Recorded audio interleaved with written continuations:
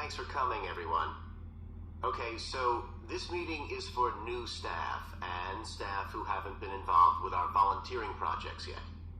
So, basically, the idea is that we allow staff to give up some of their work time to help on various charity projects to benefit the local community. We've been doing this for the last 5 years, and it's been very successful. Participating doesn't necessarily involve a huge time commitment. The company will pay for 8 hours of your time. That can be used over 1 or 2 days, all at once, or spread over several months throughout the year.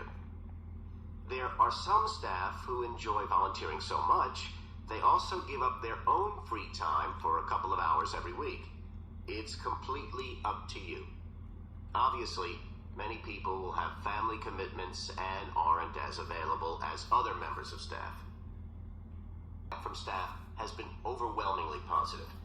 Because they felt they were doing something really useful, nearly everyone agreed that volunteering made them feel more motivated at work. They also liked building relationships with the people in the local community and felt valued by them. 1 or 2 people also said it was a good thing to have on their CVs. One particularly successful project last year was the Get Working project. This was aimed at helping unemployed people in the area get back to work. Our staff were able to help them improve their telephone skills, such as writing down messages and speaking with confidence to potential customers, which they had found quite difficult.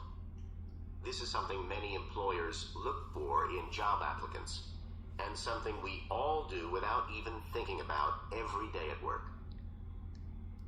We've got an exciting new project starting this year. Up until now, we've mainly focused on projects to do with education and training, and we'll continue with our reading project in schools and our work with local charities. But we've also agreed to help out on a conservation project in Redfern Park. So if any of you fancy being outside and getting your hands dirty, this is the project for you. I also wanted to mention the annual Digital Inclusion Day, which is coming up next month. The aim of this is to help older people keep up with technology. And this year, instead of hosting the event in our own training facility, we're using the ICT suite at Hill College, as it can hold far more people. We've invited over 60 people from the Silver Age Community Center to take part, so we'll need a lot of volunteers to help with this event. If you're interested in taking part, please go to the volunteering section of our website and complete the relevant form. We won't be providing any training for this, but you'll be paired with an experienced volunteer if you've never done it before. By the way, don't forget to tell your manager about any volunteering activities you decide to do. Now listen and answer questions 17 to 20. The participants on the Digital Inclusion Day really benefited. The majority were in their 70s, though some were younger, and a few were even in their 90s. Quite a few owned both a computer and a mobile phone, but these tended to be outdated models. They generally knew how to do simple things like send texts, but weren't aware of recent developments in mobile phone technology. A few were keen to learn, but most were quite dismissive at first. They couldn't see the point of updating their skills. But that soon changed. The feedback was very positive.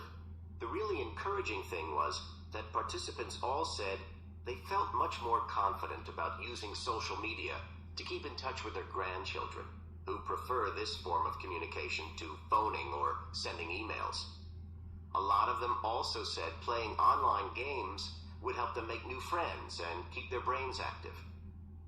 They weren't that impressed with being able to order their groceries online, as they liked going out to the shops, but some said it would come in handy if they were ill or the weather was really bad. One thing they asked about was using tablets for things like reading newspapers. Some people had been given tablets as presents, but had never used them. So that's something we'll make sure we include this time. That is the end of section 2.